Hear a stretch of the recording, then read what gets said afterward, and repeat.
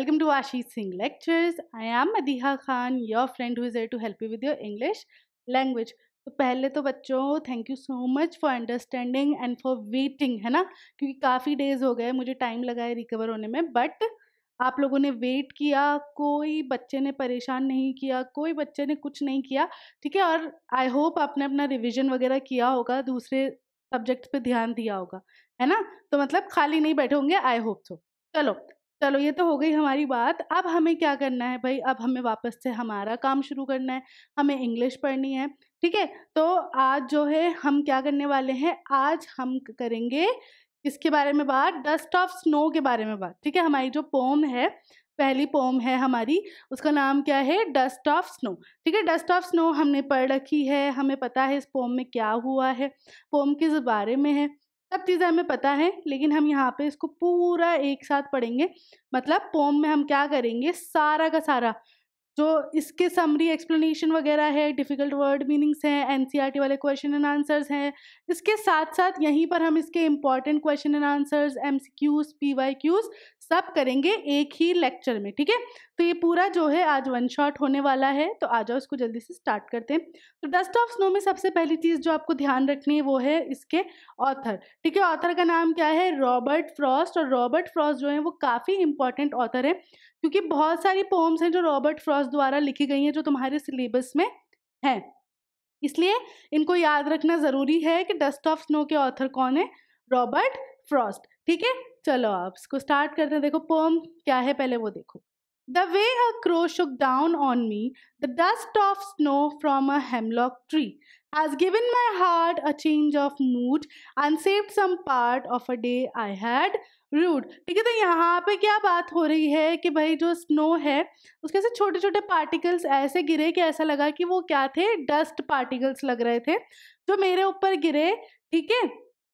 और कैसे गिरे कि भाई ऊपर जो है एक हेमलॉक ट्री पे क्या था, एक कौवा बैठा था जिसके हिलने से या वो उड़ा होगा जो भी, उसके मतलब किसी मूवमेंट से ये जो बर्फ थी, जो डस्ट ऑफ स्नो थी, वो मुझ पर गिरी, ठीक है।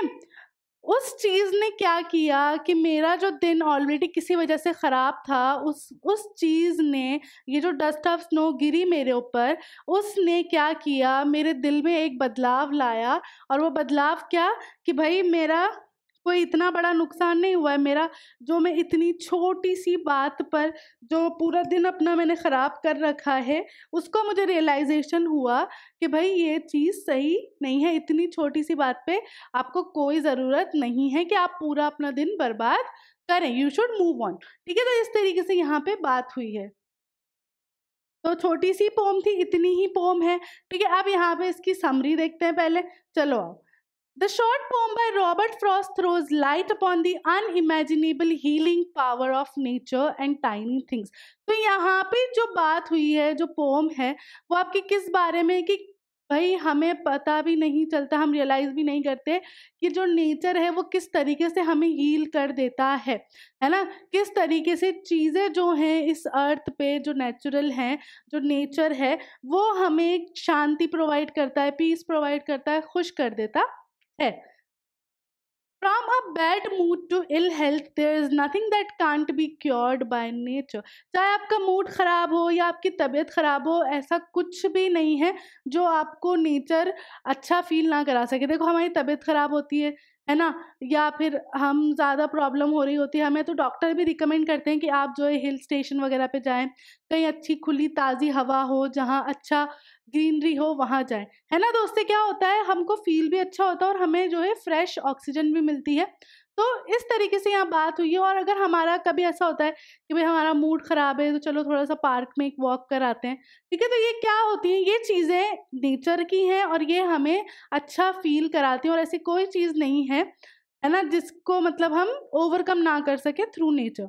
The author was experiencing one such bad day when a cross movement near a hemlock tree dusted snow upon him, ठीक है। आप यहाँ पे जो हमारे रॉबर्ट फ्रॉस्ट हैं वो अब बात कर रहे हैं कि मेरा दिन था, मेरा मूड सही नहीं था, कुछ हो गया था जिसकी वजह से मेरा मूड ख़राब था, बट एक कौवे की किसी हल्की सी हरकत की वजह से जो मेरे ऊपर डस्ट ऑफ स्नो गिरी, उसने मेरा मूड ही बदल दिया। The snow instantly makes him happier. अच्छा, अगर हम स्नोफॉल वगैरह में जाए तो हम खुश हो जाते हैं ना, तो वैसे यहाँ पे बात हो रही है कि वो जो हल्की सी स्नो उनके ऊपर गिरी उसने उन्हें एकदम खुश कर दिया। His day gets a lot better, thus the supremacy of nature as a whole made him realise how petty his problem was. उनका दिन अपने आप ही अच्छा हो गया और फिर उन्हें रियलाइज हुआ कि भाई इतनी महानता इस नेचर की, और उसके सामने मेरी जो प्रॉब्लम है वो बहुत छोटी सी थी, जिसकी वजह से मैंने अपना पूरा दिन ही उस चीज में बर्बाद कर दिया था। The fact that hemlock tree is poisonous, combined with crow being the indicator of doom and fear, are used in the poem as the carrier of happiness in life of narrator is ironical. देखो, जो crow है उसको माना जाता है कि भाई वो जो है सौरों का सिंबल है ना, सौरों का सिंबल, दुख का सिंबल, ठीक है। और जो हेमलॉक ट्री होता है ना, वो भी कैसा होता है, जहरीला ट्री होता है, तो इसके पास नहीं जाता ना कि भाई हाँ ये तो जहरीला है, इसके पास नहीं जाएंगे इस ट्री के पास। तो यहाँ पे देखो आयरनिक क्या थी, सिचुएशन क्या थी आयरोनिक, कि भाई ऐसी चीजें जिनको दुख की तरफ देखा जाता है, जिनको नेगेटिवली देखा जाता है, वो चीजें किस तरीके से हमें अनइंटेंशनली हैप्पी कर देती हैं, हमें रियलाइज भी नहीं होता है। इसलिए यहाँ पे उन्होंने जो एग्जाम्पल है वो क्रो और हेमलॉक ट्री का दिया। The poet, through these objects, has tried to highlight that sometimes creatures linked with negative aspect of life can be the bringer of change and happiness. तो यहाँ पे जो मेन पॉइंट है, जो main message हमें Robert Frost देना चाहते थे, वो यही था कि आपकी थिंकिंग मैटर करती है, ठीक है। अगर आप किसी चीज़ को नेगेटिव देखोगे ना तो वो नेगेटिव ही लगेगा आपको, बट अगर आप किसी नेगेटिव चीज़ को पॉजिटिवली देखोगे ना तो आपका आउटकम पॉजिटिव ही आएगा। तो यही बात हुई है कि किस तरीके से देखो नेगेटिव चीज़ों को, दो नेगेटिव चीज़ों ने यहाँ पे ऑथर को खुश किया था, है ना, और उनका जो पूरा मूड था, जो माइंड था, उसे पॉजिटिविटी में कन्वर्ट कर दिया था, क्योंकि ऑथर का माइंड ऑलरेडी पॉजिटिव था, उन्होंने उस चीज़ को नेगेटिवली नहीं लिया। तो ये बहुत ज़रूरी है कि कोई भी प्रॉब्लम हो ना, stay positive. Being outdoor in nature with all its unpredictability can benefit anyone anywhere at any time. ठीक है, अगर आप बाहर हो, नेचर में हो, तो वो आपको अच्छा ही फील कराएगा और आप हमेशा खुश ही फील करोगे। तो इस तरीके से यहाँ पे आपकी जो पोम थी उसका जो एक्सप्लेनेशन है, जो समरी है, वो ये है। ठीक है, आप इसको हिंदी में भी देख लो एक बार ताकि आपको दिक्कत ना हो आगे। रॉबर्ट फ्रॉस्ट की ये कविता प्रकृति और छोटी घटनाओं की अकल्पनीय उपचार शक्ति पर प्रकाश डालती है। खराब मूड से लेकर अस्वस्थता तक ऐसा कुछ भी नहीं है जिसे प्रकृति द्वारा ठीक नहीं किया जा सकता है। लेखक ऐसे ही एक बुरे दिन का अनुभव कर रहा था जब एक हेमलॉक पेड़ के पास एक कौवे की हरकत ने उस पर बर्फ गिरा दी। बर्फ का उस पर गिरना तुरंत उसे खुश कर देता है, उसका दिन बहुत अच्छा हो जाता है। इस प्रकार समग्र रूप से प्रकृति की स्वच्छ सर्वोच्चता ने उन्हें ये एहसास कराया कि उनकी समस्या कितनी छोटी थी। तथ्य यह है कि हेमलॉक का पेड़ जहरीला होता है, जिसमें कौवा कयामत का सूचक होता है, और भय का उपयोग कविता में कथाकार के जीवन में खुशी के वाहक के रूप में किया गया है। ये विडंबना है। कवि ने इन वस्तुओं के माध्यम से ये उजागर करने की कोशिश की है कि कभी-कभी जीवन के नकारात्मक नेगेटिव पहलुओं से जुड़े जीव परिवर्तन और खुशी के कारक हो सकते हैं। प्रकृति में बाहर होने के कारण इसकी अप्रत्या सॉरी शुद्धता के साथ किसी को भी कहीं भी किसी भी समय लाभ हो सकता है। ठीक है, तो ये उसका हिंदी ट्रांसलेशन है, बेसिकली जो समरी मैंने आपको कराई है, ताकि आपको याद करने में दिक्कत ना हो। चलो अब इसकी थीम देखो। इसकी थीम क्या है? The theme of Robert Frost poem dust of snow is nature's capacity for transformation, including how it can alter one's attitude and view point. तो यहाँ पे जो मेन थीम है वो यही थी कि भाई जो नेचर है उसमें इतनी पावर है कि वो आपको खुश कर सकता है, हील कर सकता है, इतना उसमें कैपेसिटी है। ठीक है, कि वो किस तरीके से आपकी बिल्कुल जो भी आपका एटीट्यूड है या व्यू पॉइंट है, किसी भी चीज़ को देखने का नज़रिया, वो बिल्कुल बदल सकता है। The crow and the hemlock tree, both considered in auspicious, alter his mood from that of regret to joyous। ठीक है, कौवा और हेमलॉक ट्री दोनों ही क्या थे? दोनों ही किस चीज के सिंबल हैं? सैडनेस के, सौरों के, है ना, दुख के। और उन्हीं दो चीजों ने क्या किया था? लेखक को खुश किया था, पॉजिटिविटी लाई थी उनकी लाइफ में उस दिन। ठीक है, तो इस तरीके से यहाँ पे छोटा सा आपको थीम देना है, ज्यादा बड़ा नहीं लिखना है, क्योंकि हमारी पोम भी छोटी सी थी। ठीक है, अब इसमें देखो डिफिकल्ट वर्ड मीनिंग्स हैं जो शुक, शुक मतलब शेक है ना, क्या हुआ कि भाई जैसे वो मूवमेंट हुआ होगा तो टहनी हिली होगी, तो वो जो हिलना है वो। हेमलॉक एक पॉइजनस ट्री होता है जिसमें छोटे छोटे सफेद फ्लावर होते हैं। रूट, रूट मतलब कि भाई जो दिन है वो खराब हो गया है ना, आपको क्या हुआ, रिग्रेट हो रहा है उस बात का, पछतावा हो रहा है, इस तरीके से। ज्यादा नहीं है, छोटी सी पोम थी। तो चलो अब इसके पहले हम एनसीईआरटी वाले क्वेश्चन एंड आंसर्स देखेंगे, उसके बाद फिर हम आगे इसके इंपॉर्टेंट क्वेश्चन एम और पीवाईक्यू वगैरह करेंगे। What is the dust of snow? What does the poet say has changed his mood? How has the poet mood changed? ठीक है, अब यहाँ पे पहले तो आपको बताना है डस्ट ऑफ स्नो क्या है। देखो एक ही सवाल में 3 सवाल है, तो उसके हर पार्ट का आंसर आप बारी बारी दोगे। पहले आपसे पूछा गया है कि डस्ट ऑफ स्नो क्या है, उसका बताना है। फिर पूछा गया है कि भाई पोएट ने क्या बताया कि उनका मूड कैसे चेंज हुआ, है ना, और फिर पोएट का मूड कैसे चेंज हुआ, ये 2 चीज़ें। तो पहली चीज़ का answer, dust of snow refers to the tiny particles of snow. ठीक है, यहाँ पे बात हो रही है कि जो डस्ट ऑफ स्नो है वो क्या है, छोटे छोटे कण हैं, किसके, किसके, स्नो के, बर्फ के। The particles are so small that poet refer to them as dust. इतने छोटे छोटे कण थे कि बर्फ नहीं लग रही थी, वो मिट्टी ही लग रही थी, इसीलिए यहाँ पे डस्ट ऑफ स्नो उसको बोला गया है। पहली चीज का आंसर मिल गया। दूसरा कि भाई उनका मूड कैसे चेंज हुआ, the poet was in an awful mood when particles of snow had fallen on him. This change the poets frame of mind instantly and his day got a lot better. ठीक है, अब क्या हुआ कि उनके ऊपर वो, उनका दिन खराब था, उनका मूड खराब था, बट जैसे ही क्या हुआ डस्ट ऑफ स्नो उन पर गिरी, उन्हें इंस्टेंटली खुशी हुई, और उससे फिर उनका नज़रिया बदला कि देखो कैसे नेगेटिव चीज़ें हमें पॉजिटिविटी की तरफ ले जाती हैं, और उनका दिन जो है वो जो थोड़ा बहुत बचा था वो काफ़ी अच्छा गुजरा, उनका मूड बिल्कुल अच्छा हो गया था। तो इस तरीके से देखो, आपके अगर एक ही क्वेश्चन में अलग अलग पार्ट होते हैं तो आप उनका उस हिसाब से आंसर देते हो। क्लियर हो गया यहाँ पर। नेक्स्ट देखो, how does Frost present nature in this pome. ठीक है, यहाँ पे फ्रॉस्ट ने किस तरीके से नेचर को दर्शाया है वो बताना है। द फॉलोइंग क्वेश्चन में help you to think of an answer. अब यहाँ पे आपको क्वेश्चंस दिए हुए हैं, आपको इस हिसाब से आंसर करने। तो what are the birds that are usually named in poems. तो पहला आपको पूछा गया है कि भाई कौन से बर्ड्स हैं, कौन सा बर्ड है इनके नॉर्मली क्या होता है पोम में नाम आते हैं। मतलब यहाँ पे आपसे ये पूछा गया है कि भाई जैसे हमने जो मोस्टली पोम पढ़ी है तो वो कौन कौन से बर्ड्स के बारे में होती हैं। पहला सवाल ये पूछा गया आपसे। दूसरा, do you think a crow is often mentioned in poems. क्या आपको लगता है कि भाई कौवे को जो है ज़्यादा पोम्स में यूज़ किया जाता है। What images come to your mind when you think of a crow. और जब आप एक कौवे के बारे में सोचते हो तो आपकी इमेजिनेशन क्या होती है। तो आपके पास ये कुछ क्वेश्चंस हैं। ठीक है, तो पहला क्वेश्चन आपसे पूछा गया कि भाई किस तरीके के बर्ड्स जो हैं आम तौर पर पोम्स में मेंशन किए जाते हैं। तो आपने देखा है कि भाई हमेशा जो है अच्छे अच्छे खूबसूरत खूबसूरत बर्ड्स ही पोम्स वगैरह में मेंशन किए जाते हैं, है ना। तो वो बर्ड्स के आपको नाम लिखने हैं। अब वो नाइटिंगेल हो सकती है, स्पैरो, पीकॉक, ये सारे आपके हिसाब से जो भी अच्छे अच्छे बर्ड्स आपने देखे हैं पोम में यूज होते हुए वो लिखने हैं। दूसरा क्वेश्चन था कि आपको लगता है कि भाई क्रो को ज़्यादा मेंशन किया जाता है पोम में। तो unlike these birds, crows are often seen as the indicators of doom and fear.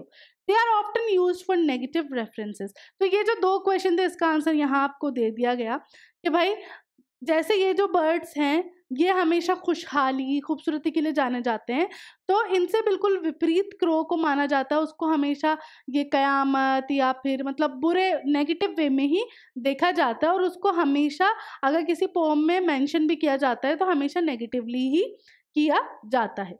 Clear हो गया। नेक्स्ट देखो, again what is a hemlock tree. Why doesn't the poet write about a more beautiful tree such as a maple or an oak or a pine. अब यहाँ भी 2 question है। पहला question कि hemlock tree क्या होता है। ठीक है, जो मैंने आपको देखो यहाँ पे आप वो जो वर्ड मीनिंग में मैंने लिखा है ना आपको हेमलॉक ट्री के बारे में, वो भी लिख सकते हो। उसके बाद आपसे पूछा गया है कि भाई ऑथर ने हेमलॉक ट्री ही क्यों यूज किया, उसने कोई खूबसूरत ट्री क्यों नहीं इस पोम में यूज किया। तो आपको उन दोनों के आंसर देने। तो trees are also seen as mighty creatures imparting wisdom as they are too old. देखो ट्रीज जो होते हैं ना, उनको क्या माना जाता है कि भाई ट्रीज बहुत ज़्यादा एज के होते हैं, तो उन्हें क्या माना जाता है, माइटी क्रिएचर्स मान लिया जाता है, महान क्रिएचर्स, है ना, इस तरीके से उनकी बात होती है। They give out oxygen and absorb the carbon dioxide which is connected with absorbing all the negative energy. वो हमें ऑक्सीजन देते हैं और सारी कार्बन डाइऑक्साइड अपने अंदर ले लेते हैं, क्योंकि कार्बन डाइऑक्साइड को हम क्या मानते हैं, नेगेटिव चीज़ है, हमारे लिए बुरी है, हमारे एनवायरनमेंट के लिए बुरी है। तो उस तरीके से अगर हम यहाँ पर देखें तो ट्री क्या कर रहा है, हमें हैप्पीनेस दे रहा है और सारी जितनी भी नेगेटिविटी है वो अपने अंदर सक इन कर रहा है। But there are trees that are poisonous too. अब कुछ पेड़ ऐसे भी होते हैं जो जहरीले होते हैं, जैसे कि hemlock tree. The poet does not mention a beautiful tree such as maple oak और pine because he wants to indicate a sad scene. ठीक है, उन्होंने यहाँ पे मेपल या कोई भी खूबसूरत ट्री इसलिए नहीं दिखाया क्योंकि वो यहाँ पर आपको एक सैड सा सीन दिखाना चाहते थे। ठीक है, being poisonous the hemlock tree is considered bad and so he refers to eat it. ठीक है, आप क्योंकि वो जहरीला था तो हेमलॉक ट्री भी नेगेटिव ही माना जाता था और इसीलिए उन्होंने उसे यहाँ यूज किया, ये चीज बताने के लिए कि नेगेटिव चीजें भी आपकी लाइफ में हैप्पीनेस का कारण बन सकती हैं। क्लियर है, इस तरीके से आपको लिखना है अपना answer. What do the crow and hemlock represent? Joy और sorrow? क्रो और हेमलॉक क्या रिप्रेजेंट करते हैं, खुशी या दुख? What does the dust of snow that the crow shakes off a hemlock tree stand for? ठीक है, पहला क्वेश्चन तो ये है कि भाई हेमलॉक ट्री और क्रो क्या रिप्रेजेंट करते हैं, खुशी या दुख। दूसरा कि जो डस्ट ऑफ स्नो जो गिरी थी उनके ऊपर वो क्या है, उस बारे में आपको बात करनी है। तो both crow and the hemlock tree represent सोरो, दोनों ही चीजें क्या दुख दर्शाती हैं। Frost has used both the negative creatures, crow and the hemlock tree, as the carriers of positivism and strength that transformed his day for the better। यहाँ पे उन्होंने दोनों ही नेगेटिव चीज़ें यूज़ की हैं और उनसे वो ये बता रहे हैं कि कैसे दो नेगेटिव चीज़ों ने मिलकर मेरा दिन अच्छा कर दिया, पॉजिटिविटी यहाँ पे वो दिखा रहे हैं। By not using birds like sparrow and nightingale and trees like maple, oak or a pine, the poet has tried to break down all the preconceived notions we have about certain agents of nature। उन्होंने यहाँ पर क्यों नहीं use किए खूबसूरत खूबसूरत birds और खूबसूरत खूबसूरत ट्री, क्योंकि वो लोगों का जो नज़रिया है उसको बदलना चाहते थे कि ऐसा ज़रूरी नहीं है कि आप हर बार नेगेटिव चीज़ों को बुरे ही तरीके से देखो। ये आपके नज़रिए पे डिपेंड करता है, ये आपकी सोच पे डिपेंड करता है, ये आपकी मेंटलिटी पे डिपेंड करता है। अगर आप हर तरीके से पॉजिटिव हो तो नेगेटिव चीज़ें भी आपको पॉजिटिव ही आउटकम देती हैं। उनका यहाँ पे यही मैसेज था और यही वो करना भी चाहते थे। He has tried to make us understand that we see the world not as how it is but as how we want to see it। वो यहाँ हमें ये भी बताना चाहते हैं कि भाई दुनिया जो है ना वो आप किस तरीके से देखते हो वो मैटर करता है, ऐसा नहीं कि वो क्या चीज़ है ना, आपका नज़रिया मैटर करता है। दस the crow sitting on a hemlock tree together made his day better, the dust of snow stands for Joy. ठीक है, और इसीलिए यहाँ पर क्रो और हेमलॉक ट्री को बताया गया और डस्ट ऑफ स्नो जो है वो किस लिए है, वो खुशी दर्शाती है। तो इस तरीके से आपको अपना आंसर लिखना है। क्लियर, ये ज़्यादा क्वेश्चंस नहीं है एनसीईआरटी में, लेकिन एनसीईआरटी इंपॉर्टेंट होती है क्योंकि एनसीईआरटी में से मोस्टली क्वेश्चंस आते हैं, तो ये क्वेश्चंस आपको ध्यान रखने हैं। चलो अब क्वेश्चन देखो, अब जो पोम होती है ना, तो पोम में मोस्टली क्या होता है, एक्सट्रैक्ट बेस्ड क्वेश्चंस आ जाते हैं, है ना, कि आपको एक या तो पूरी पोम दे दी जाएगी या उसका कोई पैराग्राफ दे दिया जाएगा और उसके बेसिस पे आपसे फिर क्वेश्चंस किए जाते हैं और आपको उनको आंसर करना होता है। ठीक है, तो यहाँ पे क्या है, आपको पूरी ही पोम दी हुई है क्योंकि छोटी सी पोम थी। अब इसके अकॉर्डिंग आपको क्या करना है, आंसर करना है। देखो पहला क्वेश्चन क्या है, before the incident the poet was. ठीक है, जब ये इंसिडेंट नहीं हुआ था ये वाला, है ना, जब उनके ऊपर वो गिरी नहीं थी बर्फ वगैरह, है ना, तब पोएट कैसे थे, क्या वो एक्साइटेड थे, क्या वो खुश थे, क्या वो सैड थे या नॉट मेंशन्ड? तो वो क्या थे, सैड थे, इसलिए आंसर क्या होगा सही वाला, सी। ठीक है, तो द पोएट वाज सैड। ठीक है, इस तरीके से आपको आंसर करना है। नेक्स्ट देखो, which word in the extract indicate his initial mood. ठीक है, क्या चीज थी, क्या चीज पूरी पोम जो हमने देखी, जो भी पोम हमने देखी उसमें क्या चीज़ थी जो उनका मूड दर्शा रही है, इनिशियल स्टार्टिंग वाला। तो तुम देखोगे of the day I had rued, है ना, जो उनको रिग्रेट, ये वाला रूंड वाला। तो आंसर कौन सा हो जाएगा आपका? डी। ठीक है। What is the change of mood indicate? ठीक है, जो उनके मूड में जो चेंज हुआ वो चीज क्या इंडिकेट कर रही है? तो it indicates that a crow and a hemlock tree can be good and auspicious. तो वो ये चीज इंडिकेट करी कि एक पॉइजनस ट्री और एक कौवा भी ऑस्पिशियस हो सकते हैं, पॉजिटिव हो सकते हैं। तो इस तरीके से आपको छोटे छोटे वन वन लाइन आंसर ही देने हैं इनमें। ठीक है, अब देखो यहाँ पे हम स्टार्ट कर रहे हैं हमारे, ठीक है, ये इंपॉर्टेंट PYQs है, इनको देखना। What is the underlying message for us in a hectic life with reference to the poem dust of snow? ठीक है, तो आपका क्वेश्चन नंबर 1 क्या कह रहा है कि भाई जैसे जो हमारी जो पोम है डस्ट ऑफ स्नो, है ना, इसके रेफरेंस में अगर हम बात करें, इसमें क्या मैसेज है जो छुपा हुआ है कि भाई जो हमारी लाइफ है वो कितनी हेक्टिक है, उसकी वजह से हम कितनी टेंशन लेते हैं, है ना। So the underlying message for us in our hectic life with reference to the poem Dust of Snow is that we should enjoy nature at most and we should have a positive outlook even towards simple acts because they can lead to the learning of greater lessons of enjoying life.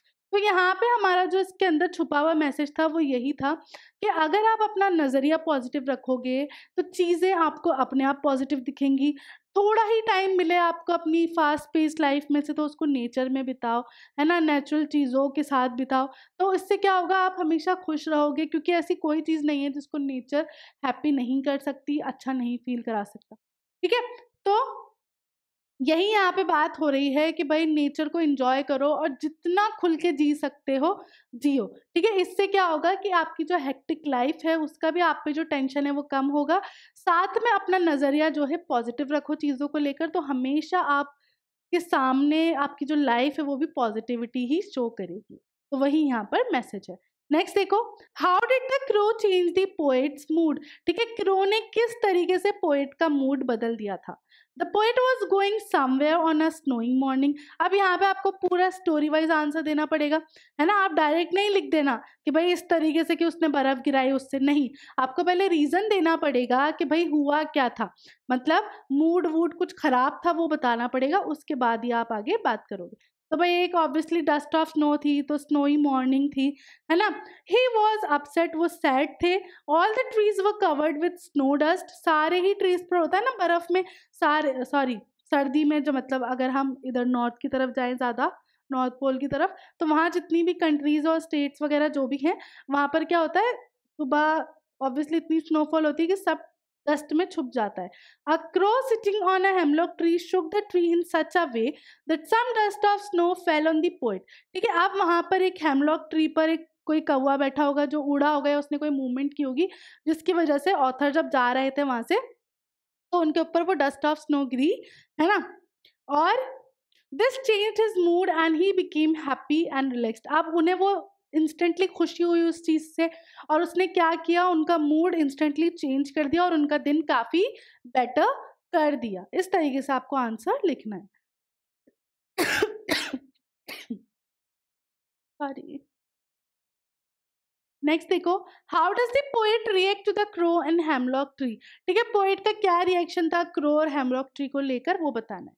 तो crow and hemlock trees are considered inauspicious in the west. ठीक है, आप ये जो countries हैं जो west side वाली है ना, उसमें क्या होता है कि इनको बुरा माना जाता है, हर जगह ही बुरा माना जाता है, ऐसा कुछ नहीं कि वेस्ट में। They are generally taken as a bad women.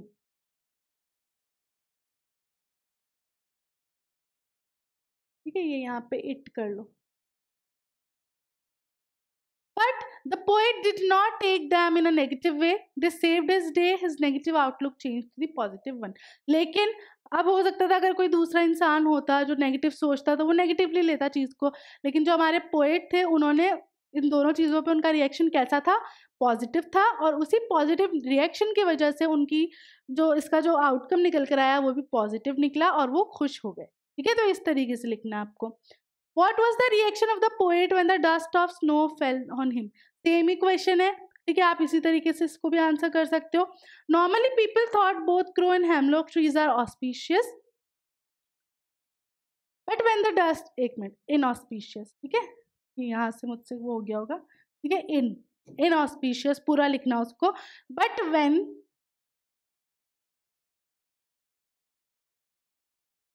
but when the dust of snow from the hemlock tree fell on the poet, he took it in another way. लेकिन अब जब पोएट पे ये चीज़ हुई तो उन्होंने उसको पॉजिटिव लिया. देखो आप यहाँ पे इस सेम क्वेश्चन का आंसर ये भी कर सकते हो और उस क्वेश्चन का आंसर आप ये भी दे सकते हो. इसलिए मैंने यहाँ पे ये दोनों क्वेश्चन लिए कि आपको इन दोनों क्वेश्चन के आंसर आप ये भी रख सकते हो और ये भी रख सकते हो. ठीक है, आपके ऊपर डिपेंड करता है, आपको जो दोनों में से ईजी लगे याद रखने में वो आप लिख लेना. ठीक है, तो he was depressed and sorrowful, the the moment the crow shook the hemlock tree and dust of snow fell on him, he felt unburdened and relieved. ठीक है, लेकिन जैसे उनके ऊपर वो बर्फ गिरी, डस्ट ऑफ स्नो गिरी, उनको काफी हल्का फील हुआ और रिलीव्ड फील हुआ. तो आप इन दोनों क्वेश्चन के आंसर इससे भी दे सकते हो अगर दोनों में से कोई क्वेश्चन आ जाए तो, और या फिर ये वाला भी लिख सकते हो. ठीक है, इसलिए यहाँ पर मैंने इनको साथ में लिया है ताकि आपको जो इजी लगे वो आप याद रख लो. क्लियर? चलो नेक्स्ट देखो. The poet was sad and depressed, but one comical incident lifts his spirit. He is full of joy and happiness again. Based on your reading of the poem, write a paragraph on the topic happiness is relative. ठीक है, अब यहाँ पे हमने देखा कि poet जो है वो सैड थे, दुखी थे, लेकिन एक इंसिडेंट ने क्या किया, उनको वापस हैप्पी कर दिया. तो जो आपने पोम पढ़ी उसके बेसिस पे आपको क्या करना है, एक पैराग्राफ लिखना है जिसका टॉपिक क्या है, हैप्पीनेस इज रिलेटिव. ठीक है, तो इसको किस तरीके से आप आंसर करोगे, देखो अगर ऐसे पैराग्राफ आ जाए तो, no one is always happy, it is just a passing phase of one's life. हमेशा हर कोई खुश नहीं रहता. देखो कुछ ना कुछ लाइफ में अप एंड डाउन तो होते ही रहते हैं. अगर डाउन्स नहीं आएंगे तो आपको खुशी महसूस भी नहीं होगी. जब आपकी लाइफ में अप्स आएंगे तो ज़रूरी होता है ना ये भी. ठीक है, ये सिर्फ एक फेज है लाइफ का. It varies from time to time and place to place. ये चीज़ हमेशा, जैसे कि मैंने बोला, life is all about ups and downs, तो वो हमेशा जो है टाइम के साथ, जगह के साथ बदलता रहता है. It depends on certain people who you are close to. There are times when we are extremely happy or sorrowful. ऐसे वक्त होते हैं कि कभी हम बहुत ज़्यादा खुश होते हैं तो कभी हम बहुत ज़्यादा दुखी होते हैं. In most circumstances are happiness is decided certain moments in our life. Some light moments can really enliven our mood.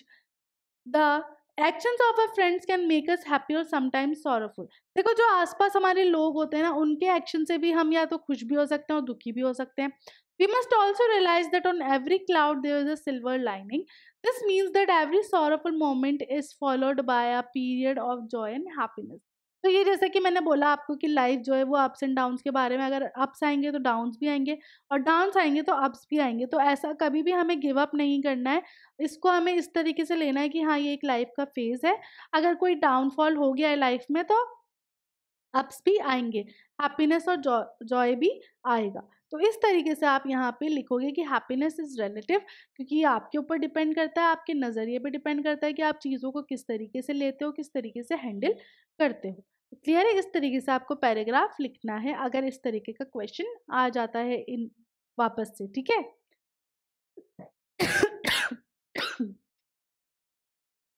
चलो अब यहाँ पे देखो आपको दिया हुआ है हैज़ गिवन माई हार्ट. ठीक है, a change of mood and some part of the day I had rued. ठीक है, अब यहाँ पे आपको सिर्फ ये दे दिया गया है हैज़ गिवन माई हार्ट. ठीक है, a change of mood and save some part of the day I had rued. ठीक है, ये पूरा एक साथ ही है. ठीक है, ये इधर आएगा और ये यहाँ पे ले लो, इसको आप यहाँ, मतलब यहाँ पे क्या है, आपको ये छोटा सा लाइन दे दी गई है एक्सट्रैक्ट में से, उसको आपको क्या करना है, उसके बेसिस पे क्वेश्चंस हैं तो आंसर करना है. ठीक है, तो क्वेश्चन नंबर 1 क्या कह रहा है, of what change does the poet mention here. ठीक है, क्या चीज का चेंज पोएट ने यहाँ पे बताया है, तो the poet mentions the change of mood here. ठीक है, ऑब्वियसली क्या है, चेंज ऑफ मूड है, तो भाई पोएट ने क्या चीज मेंशन किया, चेंज ऑफ मूड ही मेंशन की है. Whose part of the day has been saved. ठीक है, किसका, मतलब किसका, किसका जो पार्ट था डे का बचा हुआ वो बच गया, सेव हो गया खराब होने से, किसका, पोएट का ही. तो the poet's part of the day has been saved. Saved. What is the rhyme scheme of the passage? Rhyme scheme क्या थी इस पैसेज की? जैसा कि आपने देखा ए बी है ना। आप राइम स्कीम मैं आपको ऑलरेडी पढ़ा चुकी हूँ, फिर भी चलो एक बार और बताती हूँ। देखो, द वे आ क्रो, ये ए हो गई। लुक डाउन ऑन मी इससे मैच नहीं हो रही है तो ये बी हो गई। डस्ट ऑफ स्नो, लेकिन क्रो और स्नो मैच कर रहे हैं तो ये वापस ए हो गई, और मी और ट्री में मैच कर रहे हैं तो वापस से बी हो गई। ठीक है, तो ए बी। फिर ये नेक्स्ट पैराग्राफ है, नेक्स्ट पैराग्राफ के लिए हम क्या यूज करते हैं? सी। ठीक है, क्योंकि ए बी हो गया, हैज गिवन माई हार्ट, और देखो पार्ट मैच कर रहा है, मूड और रूड मैच कर रहा है तो डी। तो यहाँ पे आपकी राइम स्कीम क्या हो गई? A B C D C D. ठीक है, इस तरीके से आप अपनी राइम स्कीम्स देखते हो, एंड वाले जो वर्ड्स है अगर वो राइम कर रहे हैं आपस में तो। ठीक है, तो यहाँ पे वही लिखा है, इसलिए यहाँ पे राइम स्कीम क्या है आपकी? A B. ठीक है, क्योंकि यहाँ पे सिर्फ इन 2 लाइन्स की बात की इसलिए मैंने ए बी लिखा है। क्लियर है यहाँ पर? रॉबर्ट, लास्ट क्वेश्चन क्या है? पोएट कौन है? तो भाई पोएट का नाम पता ही है, रॉबर्ट फ्रॉस्ट, तो आपको इस तरीके से लिखना है। ठीक है, अब क्वेश्चन नंबर 9।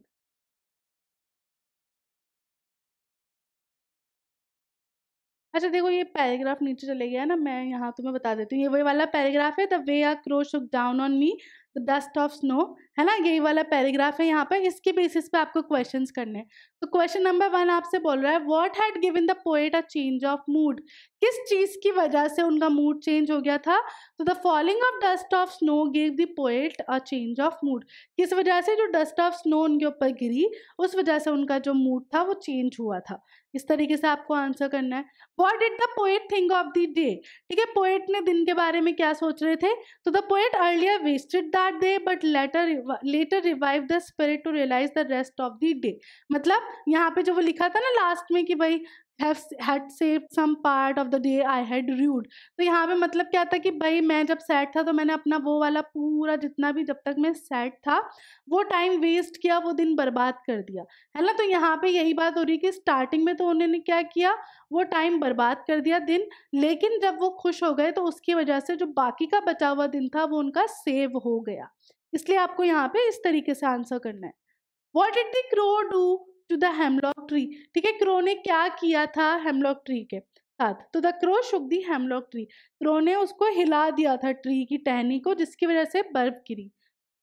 वापस से वो ये पोएट का नाम, तो पोएट का नाम क्या है? Robert Frost. तो इस तरीके के अलग अलग एक्सट्रैक्ट बेस्ड क्वेश्चंस आ जाते हैं जिसके आपको आंसर करने हैं। ठीक है, चलो अब नेक्स्ट देखो क्वेश्चन नंबर 10।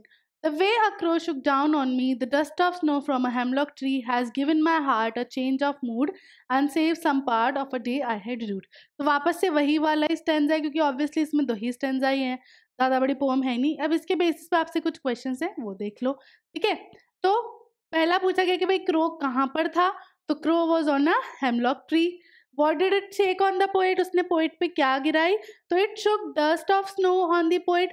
ध्यान रखना हमेशा क्वेश्चन किसी भी टेंस में हो, प्रेजेंट पास्ट फ्यूचर, अगर फ्यूचर नहीं, चलो ठीक है, क्वेश्चन अगर प्रेजेंट और उसमें पास्ट में हो तो आपका आंसर हमेशा पास्ट में ही लिखना है आपको। क्यों क्यों पास्ट में लिखना है? क्योंकि ऑब्वियसली वो चीज़ हो चुकी है, उसी के बाद तो हम उसके क्वेश्चन एंड आंसर्स कर रहे हैं। तो हमेशा जब भी आंसर दोगे तो याद रखना वर्ब की सेकंड या थर्ड फॉर्म यूज़ करनी है आपको। ठीक है, फर्स्ट नहीं यूज़ करनी है। जैसे यहाँ पर देखो, अब यहाँ पे वर्ब की फर्स्ट फॉर्म थी शेक, लेकिन जब आप लिखोगे तो थर्ड फॉर्म में बात करोगे। The word rude means, sorry, what does the word rude mean? Rude का मतलब क्या था? Held in regret. What is the poet's state of mind? Poet के जो क्या था, माइंड क्या था? तो poet was in a sad depressive and hopeless mood that time. तो उस वक्त उनका स्टेट ऑफ माइंड कैसा था? सैड, डिप्रेसिव और hopeless.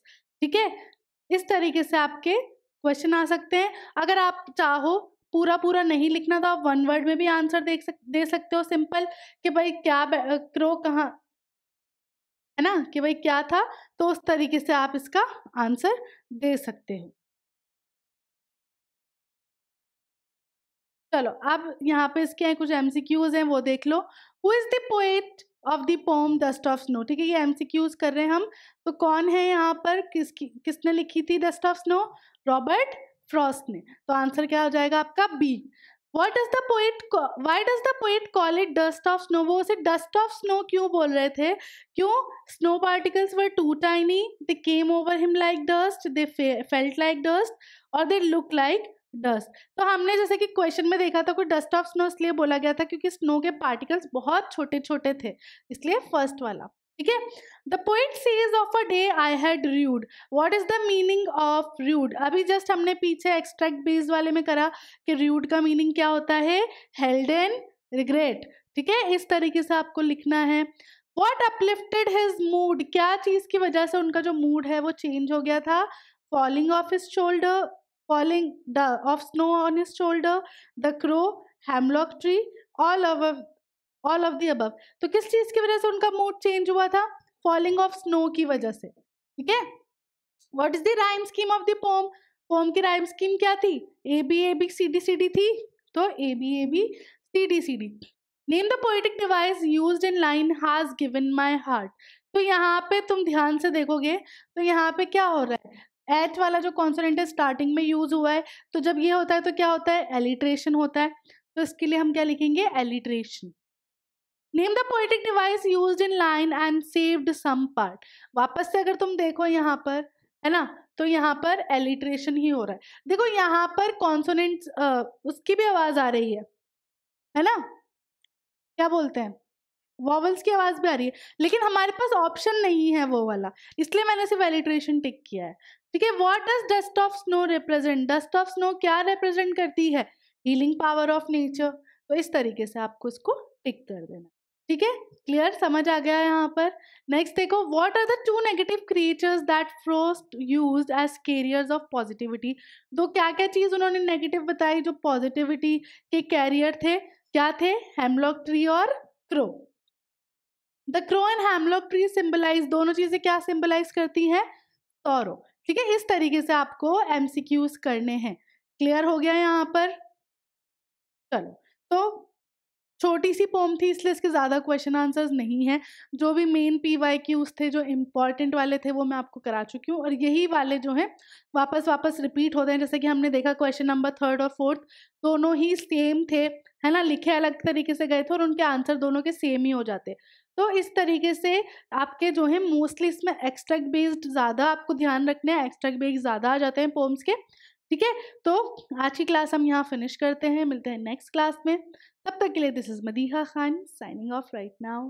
Bye bye and have a nice day.